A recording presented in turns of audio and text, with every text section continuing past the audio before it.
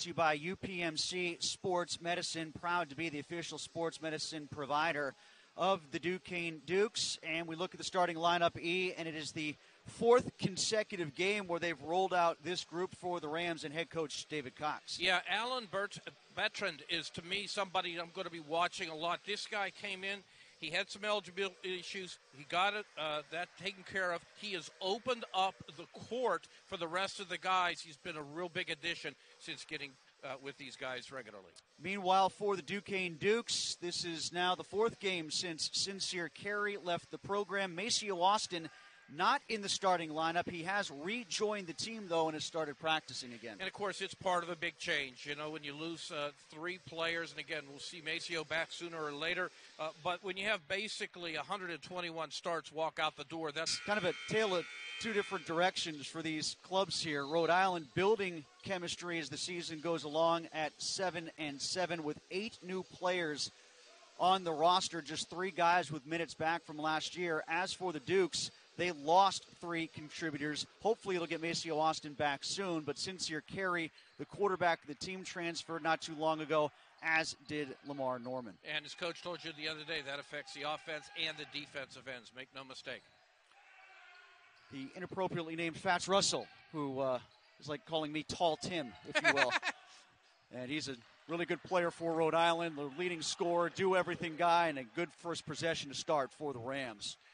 Indeed, that's something that they like to do, is to do good things downstairs. But this spacing issue is something I'm going to be looking at offensively for Rhode Island all game.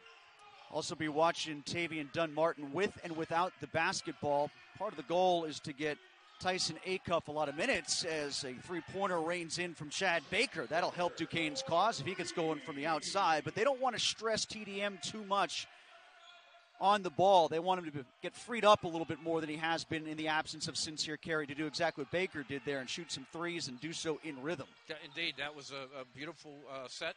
Worked out perfectly for the Dukes to get started.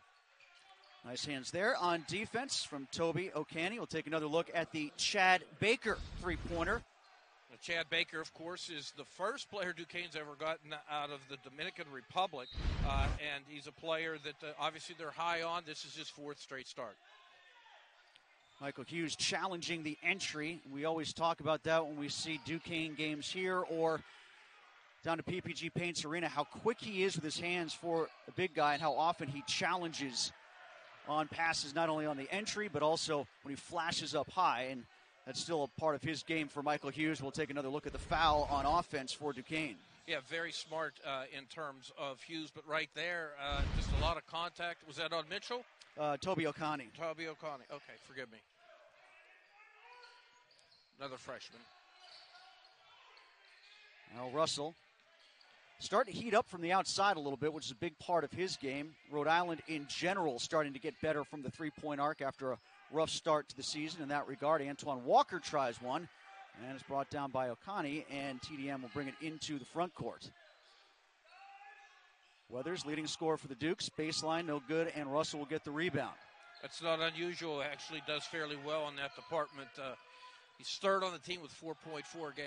Russell drives high off the glass and in over a challenge from Hughes. And Rhode Island out in front 4-3. Keith Dambrot pretty happy with the defense of late, Ellis, especially since the departures of Norman and Carey and not having Maceo Austin. All things considered, he's been happy with the D, especially from the freshmen. Yeah, well, the last 4 games, I think that they're holding teams to 60 a game. And you look at the shooting at basically 37%. You'll take that every day. Michael Hughes has gotten so good over his time with Duquesne, going with either hand, gets that one to fall. The Dukes back in front by 1. And you mentioned him defensively moments ago. What great anticipation, aggressiveness. I think he's very smart. He translates that into steals, interior presence, and great blocks. Now Shepard, watched by Dunn-Martin. He'll arc a 3. That one no good, and Hughes with the one-handed rebound. You know, the Dukes, as another 3 goes in from Baker. I was about to talk about how well they did defending the three-point line last time out against St. Bonaventure. Now they've hit a couple early on. Indeed, he had his first start against Fordham just a couple of weeks ago, and he feels and looks pretty comfortable to me. We talked so much in past games as Shepard gets a deuce about Doughton and Sorel Langevin, those important players for the Rams, and Shepard is one of those guys that needs to, as Coach Cox told us, fill the void of Doughton, and he did so much for this team when he was with the Rams. It's not just a one-man job. Nice feed underneath. Hughes and Weathers. Keith Dambrot really wants to see those guys pick up their game, what with the absence of Carey, and if they can work in tandem together down low, that'll certainly help. Well, there's a lot of familiarity there. Weathers, of course, comes in 48% from the floor, also leading at 13.8. Ooh, springs there from Fats Russell. He shot it up quickly and drained it, and Rhode Island back within one. Oh, he shoots it from everywhere. I mean, he absolutely shoots it from everywhere, and I got an interesting stat. He not only shoots it from everywhere, while he leads the team in incredible categories offensively, including points, he actually is number 11 with field goal percentage. So he's taken a lot of shots, and he's had his fair misses as well. Beatrand will try 1-2, and he finds the range. Rhode Island hot from the outside to start. That's not normally the case for visitors when they come into the Kerr Fitness Center, and actually not the case for Duquesne either, for that matter. Just mentioned that on Sunday with the women's Dukes game, and I've seen a lot of good shooting teams not shoot well here. Tim, you made a great point a little bit ago about how the three is coming along for the Rams. First 10 games, 30% from the arc. The last 4, 44%. So you've got one offense playing better, and you got the Dukes playing better defense. Something gives. Weathers feeling it, tries to match. Hughes hustles for the rebound down to the court, can't come up with it, and Russell comes back the other way. Finds Mitchell underneath, lays it in. Good touch by Mitchell off the window. And the Rams continue to stay hot from the field to start this basketball game. 5 of 8, actually make that 6 of 9 with that hoop from Mitchell. Mitch has got 59% from the field. He's a great shot blocker, but I'll tell you what, he's stronger, they say, as the season's gone on. Great feed from Dunn-Martin. Right in stride for Hughes, and he gets another field goal. It's 2 on the night already for Hughes. Great body control. Russell feeling it. That one front rim, though. Good rebound by Mitchell. Shepard drives between 4 Dukes, stops, pops, hits off both the back and the front rim, and Hughes will clean out for Duquesne. Well, at this pace, we're going to be out of here in exactly 60 minutes. Weathers. That one short. It was interesting to hear Keith Dambrot draw the correlation between the level of fitness and the accuracy of the jump shooting, as that's a poor pass from Shepard. Baker, Euro step, lefty, window, yes. Baker's off to a great start for the Dukes. That's 3 for 3 from the freshman. 14 apiece here. Really good, crisp beginning for two teams not necessarily known for that, and we'll get a timeout. Fun start to this game up at La Roche. 14-14 the score. Rams and Dukes as you're watching A10 basketball here on ESPN+. Tomlin, head coach of the Pittsburgh Steelers. I know, you always do mention that, and we should point out, of course, 4 years prior to be named head coach, he was an assistant and associate head coach. Folks, the stat boards are very, very equal all the way across. Russell leads URI in points, rebounds, and assists. The Dukes are led in scoring by Baker, the freshman, with 8. I asked Coach Cox if Mike Tomlin had those pearls of wisdom, those Tomlinisms when he was in school, and he said, no, he's just a junk-talking wide receiver. Over the back call here against Amari Kelly. Is that going to be the case? No, they got it on the floor, so it'll be against Rhode Island. It's been largely foul-free as well, Ian. We'll take another look. It's been clean. Of course, we had mass substitutions, 4 and 3, I believe. So 7 new players on the court compared to before the break. Yeah, that was Acuff, who we mentioned earlier. And then drawing the foul was Andre Harris, who they've gotten a little bit more out of in recent games. They've had to, and that's something that Keith Dambrot very quickly pointed out when they lost Austin temporarily and permanently Norman and Carey, that this team is going to have to get bigger and get bigger fast. Yeah, well, Harris comes from a heralded program out of Phoenix Hillcrest Prep. Came a long way to play here. Second time we've seen that. Russell smooth to the 10, using the right hand this time, a little reverse style. And Rhode Island goes up by a pair. Just to put him into perspective, he's got 73 more shots taken than anybody else on the team. Harris's entry to Amari Kelly. Good to see him back. Ellis, who missed him last year with the knee injury, and that looked nice from Kelly. I liked him not putting on the floor, up and under, finished smooth. Indeed, yes, he did have an extended timeout with that knee. Knee and shoulder and hand, he had everything go wrong last year. And the knee acted back up again. Now Acuff guarding Jalen Carey. That's a fun matchup up top. Active hands from Baker, who's been good on the offensive end so far. Now he'll watch Russell from way outside. No good. Battle underneath, and it's picked up by Ryan Murphy. The Pitt transfer. Not a long trip for him. Tried the back pocket feed to Kelly, who wasn't ready for it, and Russell will come back in transition. Look at the speed there. And Carey, wow, lays it in. You can see why he is so effective offensively, Russell, including in assists. Obviously, he leads the team in that category as well. But the tempo there from Fats. The tempo was just fantastic, flawless. That's why he's going to be an all-time leader in that department. Acuff gets around Carey, pulls up just inside the 8-10 logo, chases his own miss, battle underneath, and Russell comes away with it again. No numbers, no matter.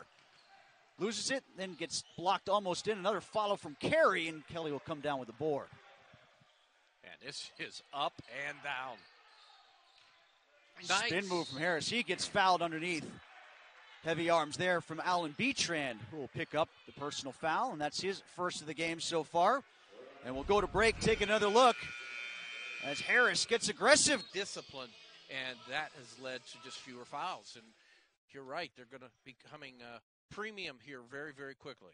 Yeah, and the free throw percentage, Duquesne 61.7%, 14th in the A-10, and at 67%, 10th for Rhode Island. You see the first miss of the game from the stripe. So that's a storyline to follow because, well, it's a matter of trying to get more volume as Harris makes the second there.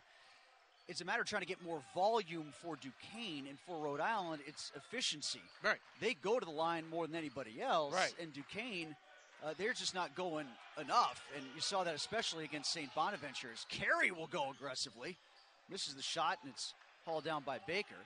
Carey missed most of last year, Syracuse transfer. Nice pick up top from Kelly. Talking to Coach Cox a little bit about Carey's transfer as Murphy's shot from inside three-point land is no good. Carey gets the rebound. And he said, a little bit of a transition because they play so much zone at Syracuse, exclusively zone in Syracuse. They play man-to-man here at Rhode Island. The ball's batted back out to Murphy, but the book on Carey even at Syracuse was he was good at playing man defense. They just don't do that there. It's not allowed. Right. And he seems to have found his way more and more as games have gone along. That's a size mismatch for him there, though, as Harris goes over top. Little trivia. First cousin of Jason Richardson. Michigan State, 14 years in the NBA. Harris is. Another look at the field goal here, and talked about the size mismatch. I do think Carey, when he's getting guys more his size, is going to be a pretty good defender in the man system, but that's a little bit of a tough draw for him inside. And on the topic of getting the ball into the paint, which dovetails back into what we were discussing with the free throws, Keith Dambrot was hammering home the point to the media after the game against St. Bonaventure that, he thought they were doing a good job with entries. He thought they were doing a good job of trying to get the ball down low to get to the line. But they weren't getting a lot of calls in their favor, and there was nothing from a drive standpoint. Late whistle. Hughes will pick up his first foul. It was late. It was 1,001, 1,002. No, it's critical. You're right. I mean, he's lamenting it, as we're going to watch right here. I don't think there's any doubt about it. But, this is what they do. I mean, they go to the free throw lines, as you were pointing out, tops in the conference, tops made. I mean, this is what they do. They've had 2 games, Tim, where they've had 30-plus free throws in a game. So, they're very good at it. Ishmael Leggett, first time we've mentioned him. He's the one who drew the foul on Hughes and is at the stripe looking for his second free throw. That goes down. Schools looking at him. Wake, Illinois, Charlotte, DePaul. But that game against Bonaventure where Duquesne only got 3 points at the free throw stripe. A lot of folks were asking Dambrot afterwards, did you guys try to drive enough? He said there's nothing there. They're so packed down low on defense. We got to hit a few threes, he was saying, to loosen things up and make the defenses stretch out and honor a little bit. This is why we talked about Beatrand being so valuable, right, for Rhode Island since he came back off of an eligibility issue. Yeah, he became eligible as foul was picked up on the inside move by Mitchell. He became eligible the same time that Rhode Island lost Makai Mitchell, not Mikhail Mitchell, right, a twin brother. He got hurt against Western Kentucky, and that next game is when Beatrand became eligible right before A-10 play. And I'll tell you this, he's come in with gangbusters. I mean, he's 10 of 23 coming into this game, meaning B-Trand, and that's 43% in change already, number 8 in the A-10. So, again, it opens up. You know, the idea of opening up space for Fats Russell almost seems a little unfair, Tim. He didn't need a lot in a couple of those drives we've seen to the hoop already from him. Absolutely. As Russell is 3 of 6 for 7 points thus far in this contest.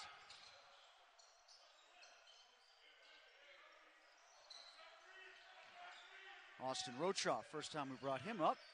Hands it off to Dunmartin. He'll take it from there. But he turns it over on the entry attempt. Shepard back the other way, splits the D, lays it in. These guys go to the rim. These guys go to the rim, Tim. I don't think David Cox has any problem with that whatsoever. Even though we were discussing how the three-point shooting is coming along, you know, maybe this is the opposite of what we just discussed with Duquesne. If they keep taking it to the rack, then shooting 46% on the season from the field, we're seeing a big reason. Three-pointer, that one's no good as it bounces off the back rim. First shot attempt from Bekelja. So I'm going to be looking at that category as we talked about before. That is rebounds. That's something critical to Rhode Island's success. They're trying to get Bekelja a little bit more involved. Another nice feed. And that one's Antoine Walker's first bucket. No relation, by the way, before anyone asks. And we'll take another look as we go to break. Walker, the feed around Harris. And it's 25-19 URI as we got a timeout on the floor. It's you know, a different time of year, but once you've already started, you know, that really is a difficult thing to change on the fly. Mitchell, by the way, you know, he was one of these 3 or 4 point recruits. Walker, you know, he finished right there, 11 block shots, though. He's a transfer from Georgetown, Tim. High-level transfers, and I think the coach brought that up to you, did he not, the other day on Zoom? Yeah, Keith Dambrot, I mean, there's a book on a lot of these guys. They're so well known for recruiting circles, and, you know, coaches watch nothing but basketball when they're not coaching basketball anyway. They know these guys, and they're familiar with them when they come into the conference. And that transfer story is definitely one to talk about with both teams. From the corner, Dunmartin, that one's over the top of the rim, and we'll get a shot clock violation.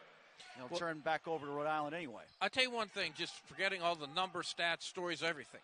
Just looking at this game, it's unbelievable how well Rhode Island is meshing, how fast they play, how crisp they play. And it's not just in relation to Duquesne. They, as Coach told you, they could beat anybody in the conference. I don't doubt that. Shepard steps into one and swishes it. Another guy, JC player, transferred. Had 9 against George Mason in the win the other day. And where a lot of that comes from, Ellis, is the fact that unlike many teams in the A-10, Rhode Island had a non-conference season. Mm-hmm. You know, they played a lot of games before they got into conference play. Duquesne had, what, 2 games? Oh, there's no question. As a matter of fact, that fitness issue you brought up earlier, and Keith talking the other day about, we're basically in the preseason fold. Travel from Austin Rochoff, and that'll stop the clock. We'll step aside, take a look at Rhode Island as we go to break as they continue to stay hot from the Curve Fitness Center from downtown. Well, they're not only athletic, and they're highly skilled. They're obviously exceptionally coached, but just to put that in perspective, and this is a streaky team historically, 55%, as you point out, from the field goal range. That's about 10 points higher than their average. And as far as the threes, they're at 43%, which is about 9 points higher than their 34. So, you know, they're out to a fast start. Beachran tries to force one, and a block from Chad Baker has been good at both ends for the Dukes. Yeah, I agree with you. You know, he's long, he's going to grow. There's a bright spot for Keith Dambrot to look at individually. It's Baker so far, as he's managed to hit all 3 of his shots from the floor, 8 points, and done some good things on defense too. There's a quick matchup with Fats and Dunmartin. Trying to roll it to Rochoff. That wasn't there as Russell was all over Dunmartin. Couldn't get the pass cleanly. Another turnover for Duquesne. Good defense. And a drop as Beachran. A little bit of a late whistle there again. But they do call the foul in the process of shooting. Beachran will go to the free throw line. You don't want to send them. See, this is the catch-22. You don't want to send this team to the free throw line, for goodness sake. on the flip side of it, you've got to slow this game down. If you're Keith Dambrot, you can't have this team going up and down the court. They're just too athletic, and I just physically like the look of a lot of these guys. When it comes to free throws this year for B-Tran, I mean 65%. I mean, there's the foul underneath. Sorry, Tim. They're at the timeline right now, almost immediately. Just about every possession.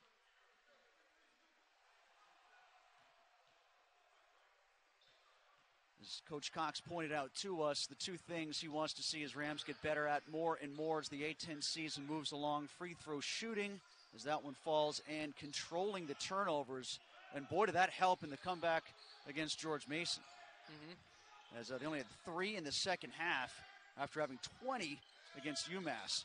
As Dunmartin arcs one. That's too strong. And board is hauled in by McKay Mitchell. Corner 3 from Johnson, no good. Rebound on the far side from Murphy. Murphy joining the team mid-year for Duquesne. Pick up high from Harris, and he'll start the offense. Now Weathers goes underneath, and he'll go to the free throw line. Been an adventure at the stripe for Weathers this year. Got a lot better at that last season, but there's been some regression in that regard here in 2021. Yeah, well, in regression in a lot of places, right? I mean, 51% though. 2 years ago, I think we said it was like going to an amusement park. You just had no idea what to expect as we saw him fouled. And this is, again, these are going to be premium points, and we can already see it. Coach Keith Dambrot was stressing the point about Marcus Weathers and Michael Hughes that he wants them to be dominant players. He wants them to dominate the offense. He wants them to dominate the ball. He wants to take some of the onus and the strain off the backcourt because of the loss of Sincere Carey and Tavian Dunmartin having to do lots of different things. It's so difficult, you know, to have TDM come in and spot Sincere Carey, which he had done the last couple of years, give him a breather. That's one thing. But to just turn over the keys to him when he's a shooter. On the alley-oop, Russell. Well, that was a pretty emphatic shot. Mitchell throwing it down, and now it's a 12-point lead for Rhode Island. Great read from Fats Russell. Fats Russell's going to end up, if things work out well for him, in a very exclusive club. 1,500 points and 400 assists. Weathers tries to draw him back with a three-pointer. That's no good. And again, Carey up to speed. Leaves it in the corner for Russell. Step back. Back rim no good. Tipped out off the bottom of the backboard. It's still being fought for, and Carey able to maintain possession for the Rams. Mitchell battling down low with Weathers. Carey sees a matchup he likes with Murphy, and now Ryan Murphy gets called for the foul. Take another look at the alley-oop from Fats Russell to Mitchell. Yeah, well, again, this is such a brilliant part of this guy's game, Fats Russell. I mean, did you notice that Fats was going for the alley-oop before Mitchell even signaled for it? Yeah, so that's a great call. Step ahead, and they read each other perfectly. Came in with over 360 assists, 8th in Rhode Island history. And as I said, he's inching closer every game to that 1,500, 400 club. Really like this backcourt tandem with Carey and Fats Russell. They seem to work well together, at least they have so far tonight. The athleticism on display a couple times in transition. Biggest thing for Jalen Carey, as was talked about while he was at Syracuse too, not just efficiency with the jump shot, but also confidence in it to make sure that defenders know they have to honor that when he's on the offensive end. Well, there's a couple jab steps. Now he decides to get aggressive. He'll go. Hit from behind, no foul. Now, that's one of those calls that Keith Dambrot was asking for last time out against the Bonnies. Yeah, I wouldn't have called it. against Dayton, too. Just keep going. I thought it was a good play. Russell measures that. Another rebound for Mitchell. Boy, has he been active on the glass. And they're going to call steps before he gets the shot up. If you look at the numbers for Mitchell right now, he's already up to 5 rebounds in this game. Yep, and again, that's something that 15-10 total rebounds starting to separate just a little bit favor of the visitor. Sorel Langevin was so good. And cleaning off the glass and scoring. Mitchell's really stepped up and tried to fill in for his absences. Baker stays hot from outside.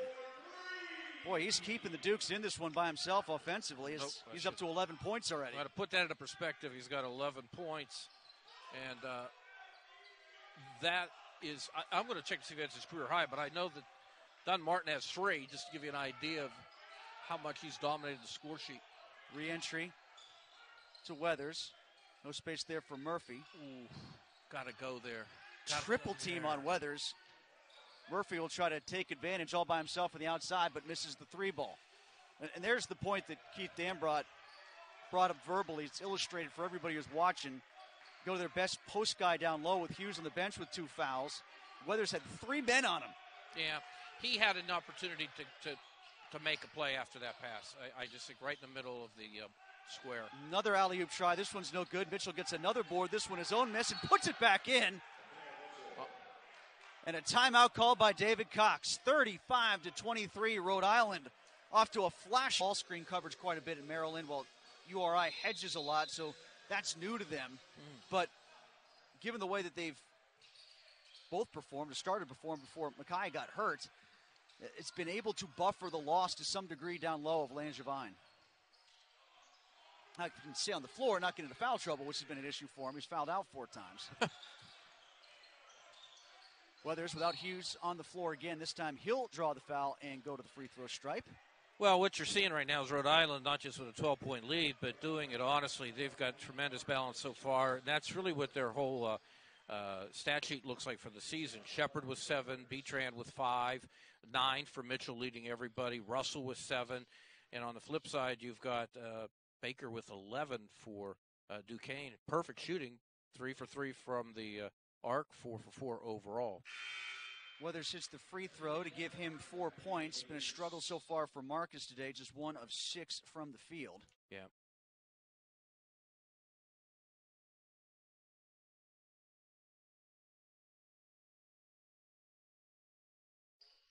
Weathers will make the second and gets the lead back down to 10 points for the Rams. Ball handler Leggett, they like him quite a bit at Rhode Island too. Hard-nosed player, plays with a lot of energy. Flying block from Marcus Weathers, swatted that one out of bounds. Malik Martin couldn't get it over him, and maybe that'll get Weathers going at both ends. Interestingly, only his 2nd of the season. That's, of course, Michael Hughes' department. He's got a dozen or so, but nonetheless, that's the type of defensive performance and play you need out of Marcus, particularly down by 10. Kelly back on the floor, gives some ground, and it's almost tapped back in again by Mitchell. Now he'll pick up a foul himself on Weathers on the action underneath. Talked a lot about the absences of Carey and Norman, but also have to talk about Maceo Austin, who's not part of the rotation, but as we talked about earlier, back with the team. Going to deal with some family issues for a while, and we all know about the tragic passing of his sister last year. It's been real hard for him to handle, so he took some time to be back with his family and away from the team, and Keith Dambrot says he's going to give him as much time as he needs. So he'll give him all season if he has to. Almost double dribble there by Acuff. And part of the reason why Acuff is getting as many minutes as he is because Austin is not available. They're leaving Weathers alone. They're going to let him take that shot if they want. Sagging off on defense, Walker. Now it's blocked away as Weathers runs out of space in between the restricted area and the A-10 logo. And Mitchell had good hand on the ball. Well, Kelly thought he got hit by Leggett. Might have gotten away with one. TDM up to speed. See how much Baker is feeling it. Almost picked up the pivot. Right in front of the URI bench as it is. Baker tries to go left. He was challenged and unable to finish. Approaching the 2-minute mark. Left to go in the first half. And a lay-in by Walker. Wanted the extra call. Didn't get it. Right. But another fruitful possession in transition for the Rams. Transition D has not been that big of an issue, at least aside from the Dayton game, according to Keith Dambrot in this 4-game stretch since the transfers. But the Rams have gotten out and run fairly effectively tonight. And they're getting the rebounds. 22 rebounds with less than 2 minutes to go in the first half. The Dukes with 13, so it's up to 9. Watch that plus category. 11 fast break points Good right now defense. for Rhode Island. Get between 3 different defenders. He spins and draws the contact along the way. I think they're going to get Kelly for that foul. 1:41 remaining, and the Dukes down by a dozen at home. I think Leggett will take that because he was a little out of control there. Would you not agree? Yeah. The ball was bouncing on its own, and his hand was just sort of following it. He was spinning around it, but still managed to be in possession enough to draw the foul. He'll be happy getting hacked there. Leggett's first free throw is good. That makes the Rams 7 of 9. With this bench, this is something that Duquesne's going to be aspiring to with so many young players. This bench for Rhode Island has been fantastic. Should have brought it up earlier. Averaging 24 minutes a game and 30 points, 4 or more times. 23.8 minutes per game, 30 points or more 4 times. That's a heck of a bench. Weathers is going to the bench right now, and Coach Cox not happy with Leggett. Wasn't aware that the shooter was going to the bench afterwards, but Cox gave him an earful on the way by. What's amazing about this Rhode Island team, 9 guards, Tim. 9 guards. It's 8 freshmen for Duquesne. I think the Dukes should like a little of that. And it's just a completely flip-flop script as this one is batted away from Dunmartin again. And I think they're going to get Karras on this call. Keith Ambrose just throws his palms up in disgust. He's not looking at the officials. He's looking at Kelly. Mm-hmm. But, this Duquesne team was supposed to be built on veteran stability. And 5 returning starters. As you look at the turnover here from Dunmartin, right into the hands of Russell, and there you see the bump on the hip from Harris. But, carry's a big deal, not just in terms of the loss on offense, but also on defense, too, because he can guard the 1, guard the 2, guard the 3. He would try to shut down the other team's best players. Dambrot has said repeatedly, when he feels like playing defense, he can guard anybody in the country. Big, thick guard, and that's not TDM's description. And Acuff's a little bit slighter so far in his build, and Okani, they'll fill out for sure as their Duquesne careers go along, but they just don't have anybody like Carey to replicate that kind of defense against the other team's best player. Tim, he was a centerpiece. And to be honest, he was getting more time. Fats does 33 minutes a game, leads his squad. I mean, we routinely saw 35, 36 minutes with Sincere Carey. Just minutes alone, a lot to replace Tim. Poised action in the paint for Kelly there. Nice catch. Stop, took his time, went to the left, and got 2 back for the Dukes as we're under a minute. He came down 41-27. Harris runs out of space for URI. Finds the open shooter, and it's knocked down for the Rams. Give 3 on the board to DJ Johnson. Dunmartin hesitation dribble, and it's blocked before Kelly can try to finish on the alley-oop. And that was Johnson again. Headman pass to Russell. And he gets knocked to the floor. No call. Oh, back. Well. That's got to be a foul on Walker. That was behind the play. That looked like TJ Oshie last night. Yeah. Let's see if we got that in our frame here. I'm not sure they're going to take a look at this to see if. Expect. Now Baker's going to get 2 shots after they realized it was a flagrant. Walker's still on the court and having a conversation right now with the officials. First free throw is good from Baker. The ref he's talking to right now, Amy Bonner, who is the first woman to officiate an A-10 basketball game, men's game, and she made her debut back on December the 1st. Boy, Baker, I tell you, that's a great point. You mentioned that before the game, and that's a very good thing for the league of basketball. Oh, you had asked about his previous high was 8 points. Yeah, right. And that was against Fordham, I guess, on Jan 9. So it's been his show. He's got 13 points, and Tim, he does not look in any way uncomfortable. We'll see whether or not Coach Cox could change that in the second half. Baker did that without a lot of help from the three-point arc against Fordham. He was just 1 of 5 that night, and he's shown some range this evening. Good point. Now Acuff is content to wind down the clock and just make this the last possession for the Dukes before they go into halftime and try to regroup. Man, you better be careful with your handle against that guy. Underneath look to Harris, and he'll flush right before the buzzer. Positive possession at the end for the Dukes. Let's see if Russell can jack up one more from distance. Oh. Oh, halfway down and spins back out. One of the few things that went awry for Fats Russell as he and the Rams go into halftime up 44-31. Russell with 9. But we look at one of the few highlight absences and transfers hit. They've been a minus 37 after halftime. Yeah, and I think, as we talked about earlier, when things start to get chaotic and you've got issues with the poise and the offense isn't where you want it to be, I'm sure Keith Dambrot, who's been known to make great adjustments at half, probably telling his team, key on defense as much as you can. We've seen big comebacks from Duquesne against Rhode Island before. Ellis and I were on the call when they came back from 19. Was it 2 years ago against URI? Yep.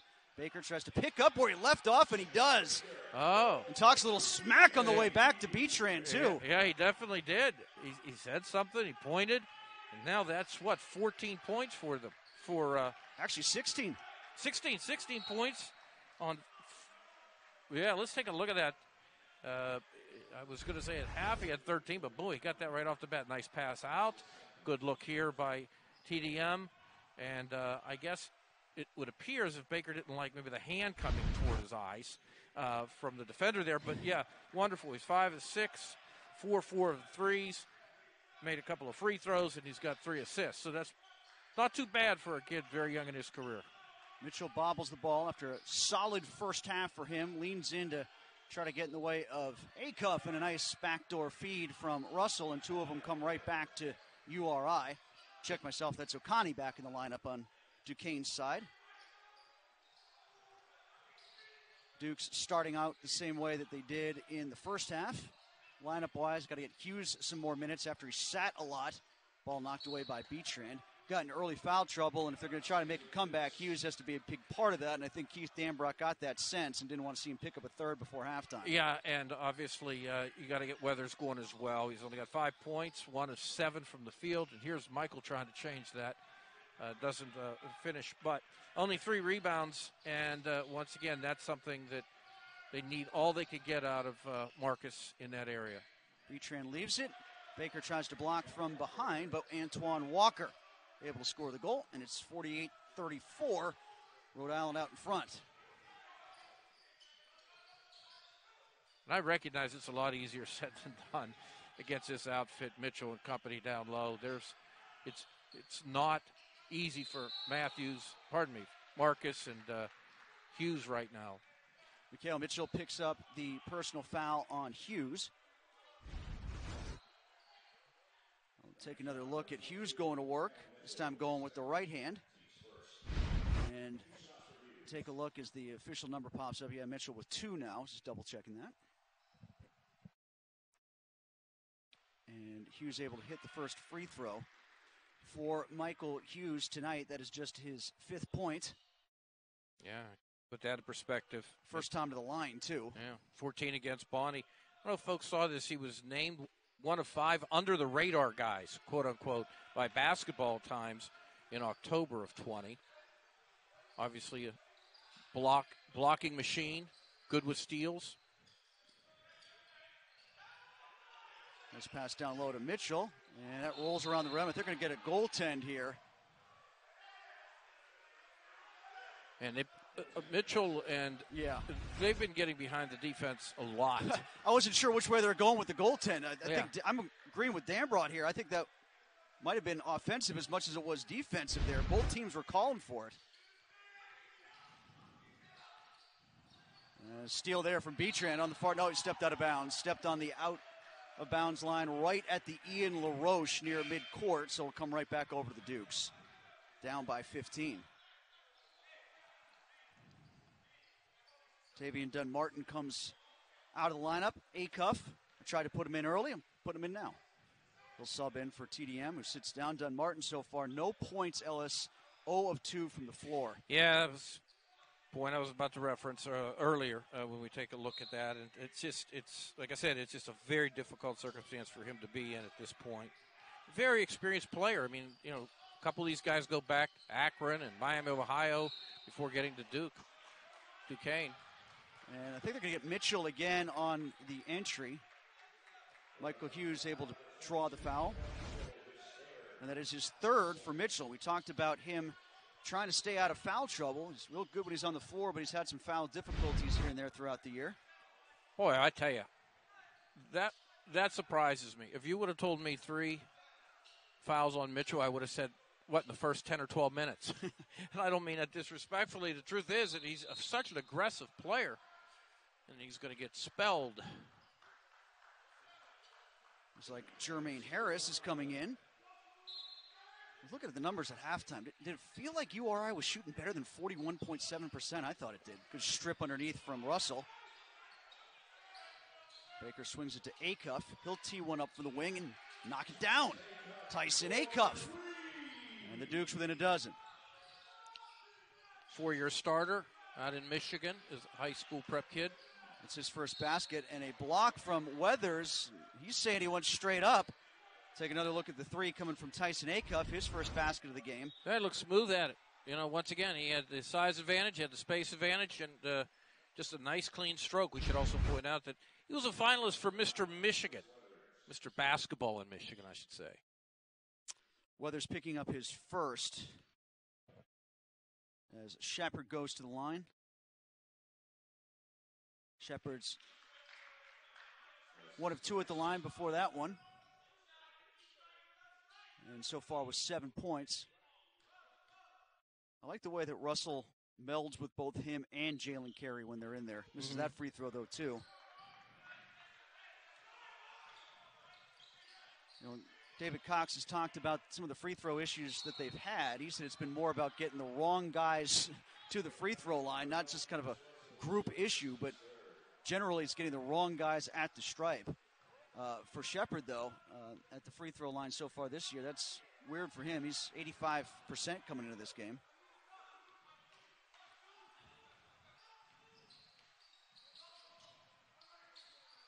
Baker will feed Weathers, still looking for just his second field goal. Goes to the spin move, but rolls it off the top of the rim. Right. It's just locked for him. And yet, again, when you're trying to dig out of a hole, a lot of times this is the place you've got to start at. As we watch the replay right here, this has been Marcus's game as we've seen the last 3 years. Tough kid. That spin move has got pretty well patented across the A-10. Every coach we talked to discussed how good he was at going to that go-to move whenever he needed it. It was there, and I don't know if it has been as much this season. I mean, it's definitely still there in his bag of tricks. He definitely goes to it a lot, and you know, he pulls it off with efficiency to get to the rim, as we saw there. It's just the finish isn't quite there as it was a year ago. His numbers aren't off that much, Ellis. It's just the efficiency and, you know, when you need it. There are other options offensively, more options offensively, especially in the backcourt a season ago. So this is the kind of situation where you can't go 1 of 7 to start the game. No, you can't, and that's why he was such a key to the game. But I will say, Tim, that number one, you've got defenses familiar with his moves more. And number two, there's just no way to underscore the chemistry issue with new players and maybe guys trying to step outside themselves and do things that aren't quite in their comfort zone. Nice bounce pass to Walker. He's now 5 of 6 from the floor and has 10 points to lead the way for the Rams. Check that. Mitchell still with 11 in front, but Walker now up to 10. Gets into double digits himself. O'Connell shot no good. Goes off the hand of Russell, though. He started to get going before he secured the basketball. Hughes fighting hard and clears the back out beyond the three-point line. Stepping into one is Acuff, no good, and knocked out of bounds by the Dukes. O'Connell will bat it out of bounds, and Rhode Island will get the ball back as they'll inbound a couple seconds before our first time out, as Dunmartin will check back into the basketball game. So the 52-40 count right now gives us the biggest lead for Rhode Island in the game. Is that right? I thought they got it up to 15 at one point. Oh, their largest lead, their last lead. Okay. Is the one, largest 17. 17. Yeah. I don't know if I even remember 17. Now Russell runs into a double team. And again, Baker active on defense, knocks the ball away. Thought it was going the other way. It doesn't. Baker's been a real plus so far for the Dukes tonight. He's been keeping them in it. We'll talk about an interesting-looking guy in the sense that he's going to grow up. You can see he's got room to grow. He's got the frame. I see him active in terms of talking to players, and I don't mean talking trash as much. He's talking to the referee right now. A little of that, too. We saw a little bit of that, too. But you know what I mean. He doesn't. Alan Beachran might have a different opinion than you. He doesn't strike me as just this real green-eared, is that the right word? You know, freshman. What behind the ears? That's the thing, yeah. Green? The green thing behind the ears. That's wet. Somebody get him a washcloth then. Uh-oh. Lob for Weathers. Oh, over the top. Oh, he went down hard, too. I know. Walker tries to help him up. And both players hustle to get back in the play now. It appears Weathers is all right. That was harsh. Betrand all by himself. And that one's knocked around and finally comes down to the waiting arms of Michael Hughes. And I talked about Weathers as a foul underneath. I think Betrand feeling the size mismatch down there was just getting reachy and grabby, and he'll pick up one before the shot went there.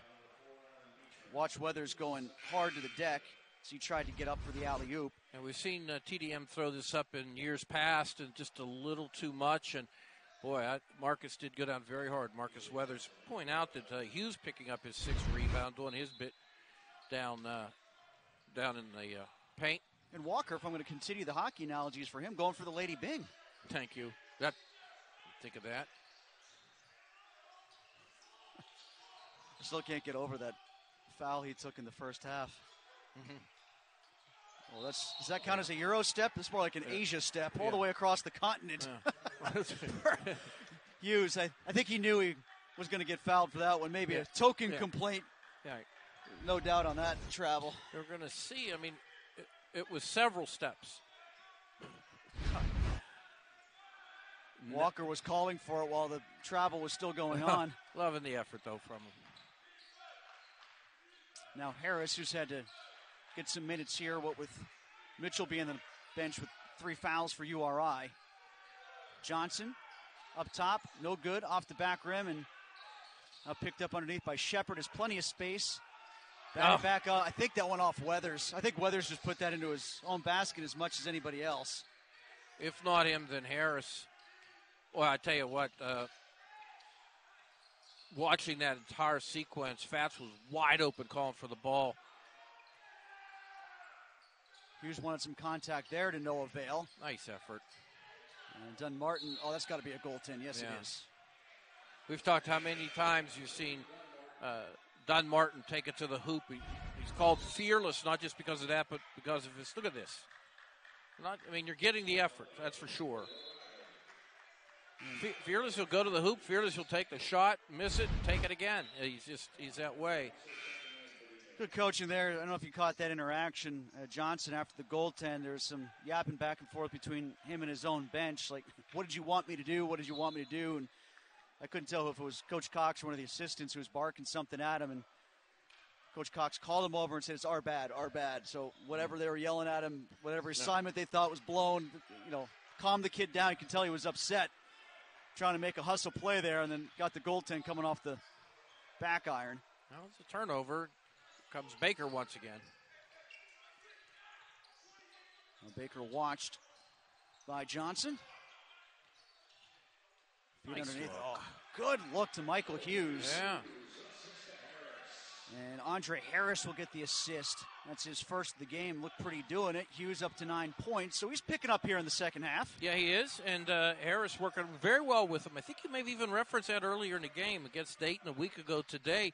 Came off the bench, Harris did. Gave him really good production, 8 points, 4 rebounds in 15 minutes. He's making the most of it again. Murphy trying to track down Leggett. And another defensive plus for Baker. Not sure if he's going to get credit for that block or if Hughes might, but they're both involved. You have to focus on the defense if you're Duquesne. Possession here, and they get this under 10. You're going to start to feel some momentum go the way of the Dukes. Harris keeps the pivot foot down, almost falls, and it's stolen away by Russell. He's going. Tries to go up for the dunk. No foul called. The Rams wanted it. Leggett will attempt a 3 instead. Front rims it. And now there's going to be a technical assessed. If that's on the bench or if that's on Walker. Oh, no. I think it's going to be on Baker. Oh, they call it on Baker? Yeah. Oh, all right. Yeah, I thought because there's a lot of yelling coming from the Rams bench when Russell went up for the dunk and there was no foul called. And right in the middle of the action, let's take another look and sort this out. And we might have got it a little bit late there. So Russell will go to the free throw line. And take the charity. See, this is where I think Russell steps up. This game, you've made an excellent point. Duquesne was a possession away from getting this into single digits. And we're watching the replay like everybody else out there. He must have said something. I mean, yeah. And I don't know what he was saying. And he's still talking to the official. Brian Dorsey underneath. When you give the ball to Fats at the free throw line, he's 5th in the country with free throws made. So you got to feel pretty good. Obviously, he's top in the A10. And Tim, this is where I think we've seen some really good performances by several players. I think he's the best player, and I really truly believe if you're on the road and you want to put it away, get the ball to your star and let him put the dagger in. And that's what I expect to see, either by design or just him doing it. It's up to 11 points, just 3 of 11 from the field, 1 of 5 from three-point land. I told you he's ranked 11th on their team in field goal percentage. There's the up and under. He's getting a little bit more comfortable in the offensive end here in the second half. Certainly is. Once again, comes out of a great program out in Phoenix.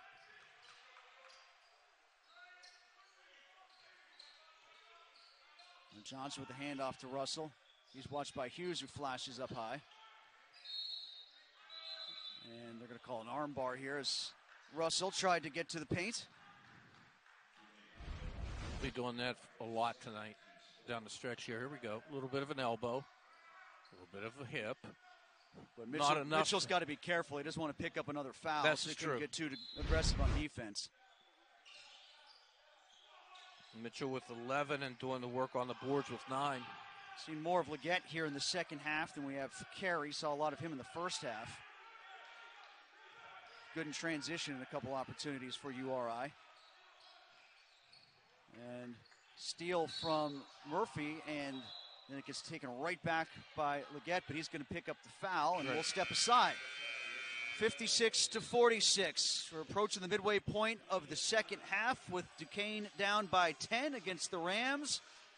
From him on the transfer situation, losing Norman, losing Carey. Quote, nobody has to fight through anything anymore because you're getting your year back. We're going to see more than 1,500 transfers after we're seeing about 1,000. It's going to be the wild, wild west out there. Yeah. And they've seen it out here in the Atlantic 10. As Harris goes to move on the post, goes up high off the side of the rim, and an offensive rebound for Hughes. Takes the advantage from 12 to 11 for Rhode Island in the rebound department. Fast breaks, by the way, 13-8 for the Rams, and in the paint, 32-22 in favor of the Rams as well. Now, conversely, Rhode Island's benefited, with the way this roster is shaken out. They've lost some too, but they got some transfers as well. Yeah, and they're high grade. Yeah. They better said balanced is out. How about that? Yeah. Well, at least as opposed to Duquesne. Yeah, Mitchell's putting on a pretty good show, isn't he? All right, now Dunmartin over to Hughes, and no coincidence that Duquesne has managed to keep this one close and not let it get away because Hughes has helped out offensively here in the second half. You're right. Not getting anything from him in the first half. Well, I think, like you said, Mitchell has to be careful with the foul situation, and Michael knows that. He's going right at him again. And I like how they let him play there, didn't you? There's a bump, but so what? Let him play. Hughes now up to 11, 5 of 7 from the floor to go along with 8 rebounds. At the outset, we talked about Hughes' ability to go to the hook from both sides, but boy, it's been the right side that's been the most effective tonight. Mitchell decides to throw out of the double team. Shepard all by himself in the corner. Goes over the head of Murphy. And that one is going to be good. They call a timeout. David Cox there. I thought they were calling a foul. We'll take another glance at what Michael Hughes did on the inside. And we're going to stretch this out to every day. Every day is a new adventure. And harkens back to that conversation that we talked about it before. His former fraternity brother Mike Tomlin had with the media about dealing with the COVID circumstances. First thing you do every day is check your phone at 6 a.m. to see what email came in. And he was telling essentially the exact same story. Well, the Dukes have gotten off the floor in many respects because they're shooting better, 43%. That ties Rhode Island in that department. Rhode Island's really actually fallen off a little bit when it comes to their own shooting, though. 22 of 51 from the field. Oh, Dunmartin needed that. That was big. Team needed that, too. Gets the lead down to 7, and Dunmartin finally breaks through from the outside. His first three-pointer of the game. And that 24% is a three-ball number. Well, the Dukes have gotten better performances in the second half. Hughes had to challenge on that. Not sure they're going to get him if they're going to get O'Connor underneath. Yeah, they're going to call O'Connor underneath. So look at Hughes. You can see the relief on his face from here. That's right. You get the foul. Yeah, you take the foul, Toby. That's right. But there was no doubt, his foul situation or not, he was going after that one. Yeah. You can handle that one, young buck. Yeah. I'm going to focus on me right now. Actually, Hughes is setting all types of records and making his mark not only here at Duquesne but nationally with his performances, specifically under the hoop and his blocks. And I've always been impressed with his steals and anticipation, as I mentioned in the first half. And their own numbers that just have gotten better and better and better over the years. And last year he led the team in steals. Actually, you know what, Ellis? We got the word here. It was O'Connor on the foul. Isn't that what they said in the building? Yeah. Yeah, because look at the stat sheet here. They gave it to Hughes, and they just took Hughes out. So I guess they did give Hughes the foul. It was announced as O'Connor here, and that's kind of the body language that we got, too. But at any rate. Not so much for the young buck. Yeah.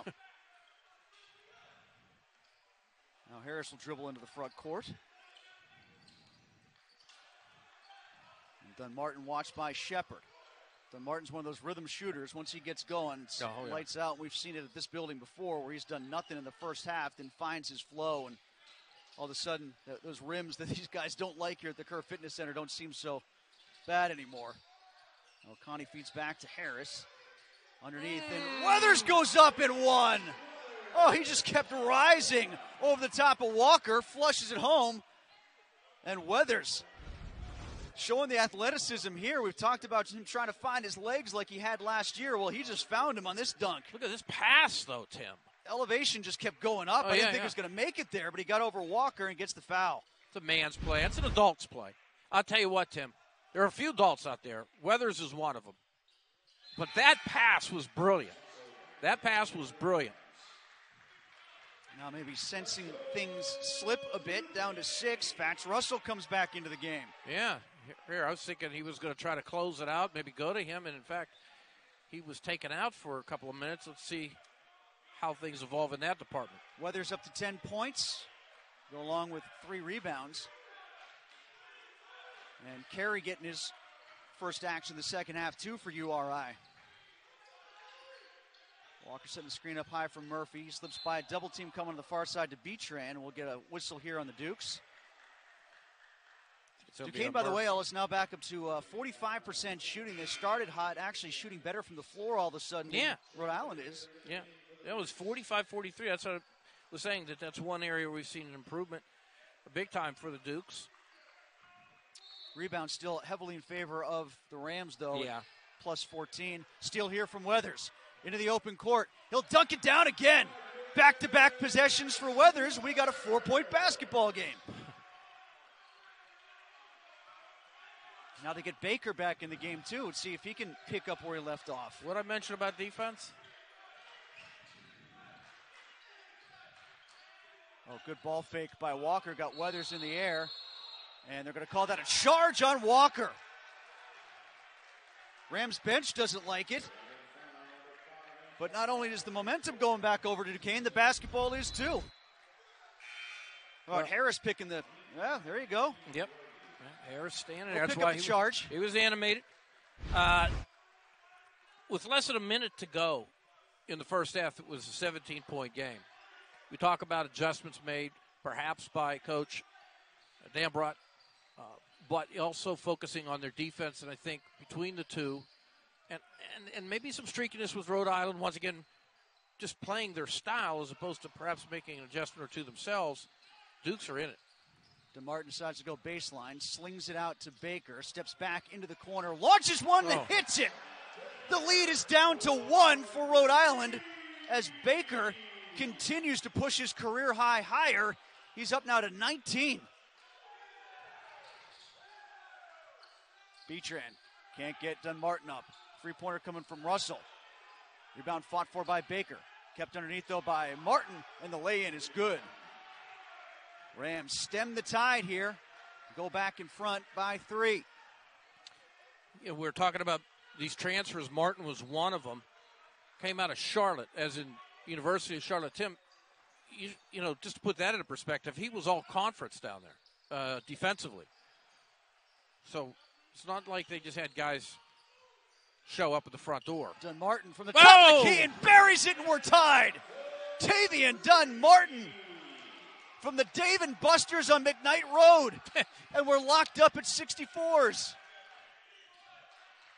There's that fearless. Now Mitchell comes in, and that's going to be a foul on Harris. But all of a sudden, much like the game 2 years ago, Rhode Island and Duquesne, it's going to be tight down the stretch. It was all Rams. Take a look over at Rhode Island, second half, 0 for 5, which I believe is a 0%. Gotcha on that, huh? Seriously, your math has improved. Your math has improved since last year. Is it not? Is it not? But I tell you what, no, seriously. During the pandemic, where you just kind of sitting around taking SAT courses, it was like, take it again? It was like my COVID hobby. Learn basic math skills. Mitchell's second free throw is no good. Hughes gets the rebound. Mitchell was hilarious during the game against George Mason. He got a new free throw routine because he was struggling from the free throw line so much. And then the coaches said, according to David Cox, borrowing a phrase from his former fraternity mate Mike Tomlin, the popcorn started popping and he forgot it. Bounce pass turned over by Tavian Dunmartin. Okay, they're going to try to tighten up their defense, and that's what happened on that possession, meaning Rhode Island. And get the ball to Fats. So Mitchell went out at halftime and shot about 20 free throws at halftime. Wow. Against George Mason, just to get back into the routine that he had forgotten in his first game trying to employ it. Well, they say that, you know, he's getting stronger as the season goes on. What's it going to be like in 2 weeks? Beachran feeling the mismatch quickness-wise up top. Now taps the pass back out to Carey. And he'll tap it back out to Russell with 17 on the shot clock. Carey with a great effort there to extend that play. We've seen the long arms for Carey, that reach he's got come into effect a couple times. Hughes and Weathers way out high, and Mitchell loses it out of bounds. Yeah, imagine Russell at some point that started to calculate. The two big guys are out high on him. There had to be somebody open down low. One of the big men, it was Mitchell. He just threw it too high for him. Yeah, I wasn't really feeling that one. From either side? Or? Russell, I didn't like that. I just think it was basically a wild attempt. Up by 1, the Rams on defense. Baker over to Weathers. And now over to Acup, who's getting big minutes here. Turning shot, the lefty this time. Hughes puts the Dukes in front. Turn right, roll right, hook it left. Been a signature of his. This is also a signature of his on defense to challenge up high. Yep. And, Russell read it better this time, and Mitchell was right there with him. He did. Russell felt it and delivered the pass, and we go back and forth.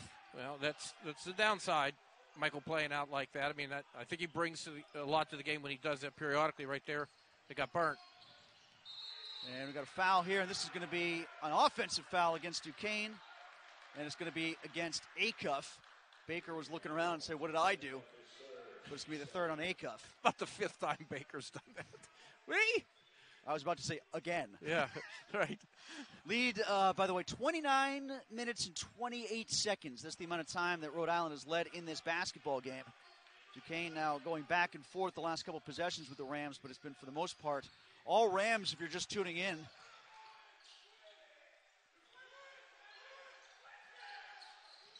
Again, it's Weathers, the big man up top on defense this time against one of the Rams guards. Leggett, who was in a bunch earlier in the second half. Shepard pulls back, and Dunmartin will charge ahead. 3-on-2. Over to the wing.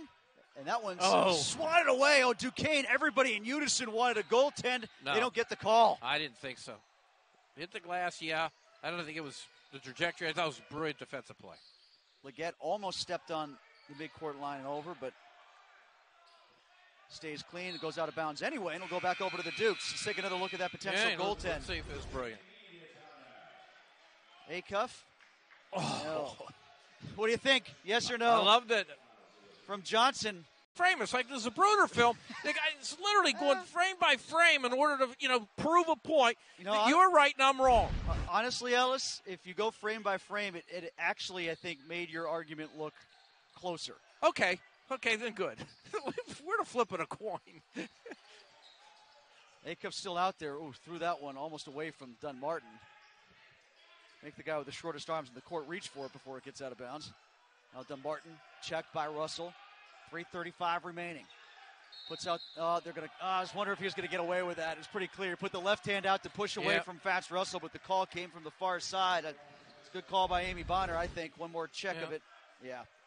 I mean, those are two guys that relish that type of matchup. Relish it. And you talk about Fats and the steals, where he is in that department between, again, scoring, assists, rebounds, all these different areas that he leads a team with. But make no mistake, became, I think, just the other day, the third Rhode Island player to have 200 career steals, Tim. Russell, 200. Yeah, he's actually coming into the game 7 shy of the school record. Right. A little confusion there as to who O'Connor was supposed to come in for. Acuff came out. Wes Johnson is athletic, isn't he? For a guy tall. Yeah, he's got some springs. Mm-hmm. Even the one he got busted for, and it was a worthy call there.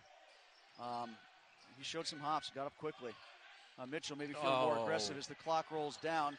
Nice move, but Hughes still gets the rebound anyway. Couldn't finish. Weathers wanted the lob. Dunmartin didn't see him in time. Couldn't finish is right. He set him up, but he couldn't knock him down. Weathers goes to Hughes' move, but didn't have it and kicked it back out again to Dunmartin. They'll reset again. Working on Johnson. Pretty pass underneath. Johnson gets away with the strip, and now Hughes puts it up top, and the Dukes are back in front by 1. Both of these coaches are coaching hard. Cox goes to the midcourt stripe in that possession. Russell almost had a free lane to the rim, but that three-pointer on the kickout is missed, and O'Connor gets the board.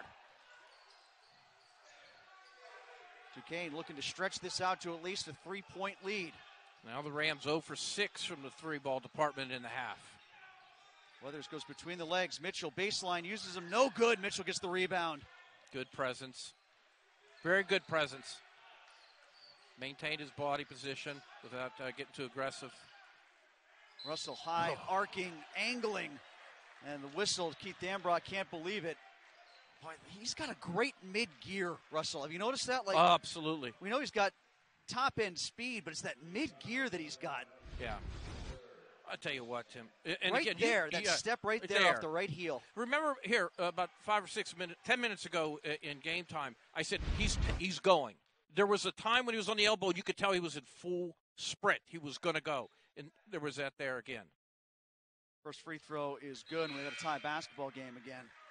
Keith Dambrot said you never know what you're going to get in our games against URI. Mm-hmm. They had the blowout where it was 77-55, and they were up 8 at halftime, and the Rams destroyed them in the second half last year. There was the game that we talked about where the Dukes came back and won 2 years ago when they were down 19. I'll never forget that game. I'll never forget that game. Now the Rams are up by 1 after the second free throw is good from Russell as well. And then there was the game where URI beat them with a three-pointer right before the buzzer. 2 of the last 3 games, in the Keith Dambrot era, have ended in the last possession. At the elbow. Entry pass. Oh, there's a costly turnover for the Dukes. This has been going back and forth at 1 point with feels like forever now. Russell, his numbers from the field are not good. 6 of 6 from the free throw line is getting it done. Entry pass to Martin, and Hughes got a piece of it. Touched out of bounds by Baker. So I'm going to be looking for Fats to get to the stripe. That was a good look inside to Martin. Just didn't get up quick enough. Got the body position on Baker, leaned into him, but we all know how good the recovery is from Hughes. Yeah. Up by 1, Rhode Island. Knocked away, players dive, and O'Connor comes up with it. Good play. Under 90. Shepard watches Tavian Dunmartin. Gets the signals from Keith Dambrot, and whatever he was trying to get to Dunmartin didn't pick up what Keith Dambrot was laying down, so he called timeout. Mm-hmm. Well, you could tell both these teams want this. I mean, and just so many offensive problems, but now they're great in the second half. It's but this bizarro world here. Point of emphasis had to be we've got to get to the free throw line, and they have. Duquesne 13 times, they've made 10. We talked about that as being a real important part of the keys to the game. And they found their guys on the inside too. Yep. Murphy has been quiet for the Dukes. 8 on the shot clock. Baker, free throw line. Murphy gets his defender in the air, pulls up and hits it. Ryan Murphy, what a time to get his first field goal as the Dukes go back in front by a point. It's been the field that's done it. The field has done it. No team has shot greater than 46% against this defense. Whoa. And now it's 49% for the Dukes. An offensive foul on Russell. Dunmartin draws the foul. And with 43 seconds left, the Dukes steal a possession. They stole it deep. Here we go. You see Hughes almost got busted. Oh, boy, Dunmartin went down hard. I don't think he sold that much either, just got knocked off his pins. You're right. That in particular, Dukes are now up to 50% shooting, and Rhode Island hasn't allowed that all year. Martin out, Walker in. Dukes up a point, 43.6 left.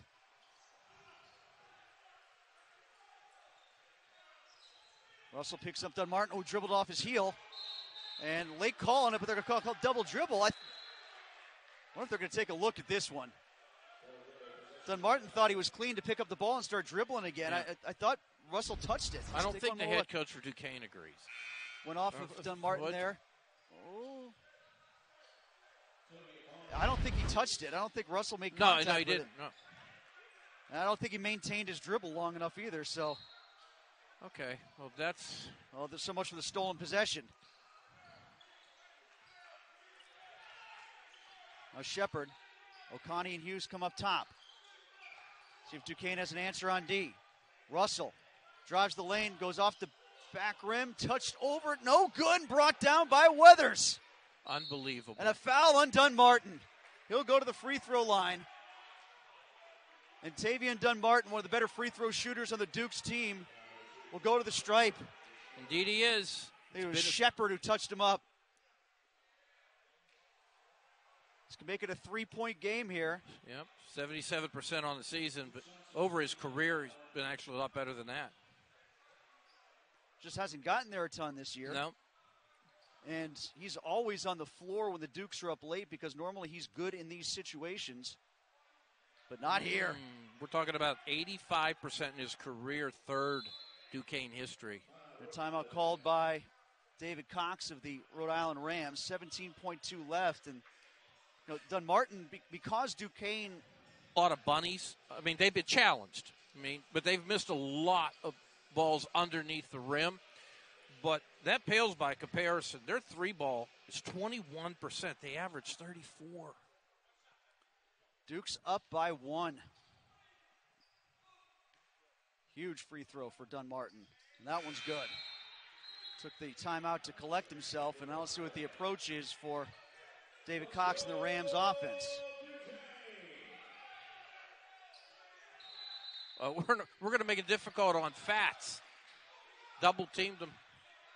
And it's going to be Fats' show. One-on-one with Dunmartin. Now he gives it up. Handoff goes to Shepard. Now out to Russell, out by the LaRoche logo, down to 6 on the clock. Russell drives, goes to the hoop, knocked away, comes back out to Shepard. One pass, Johnson takes a three. Off the back rim, no good, and the Dukes have come back and won. Duquesne storms back to win by 2 points after being down huge at halftime.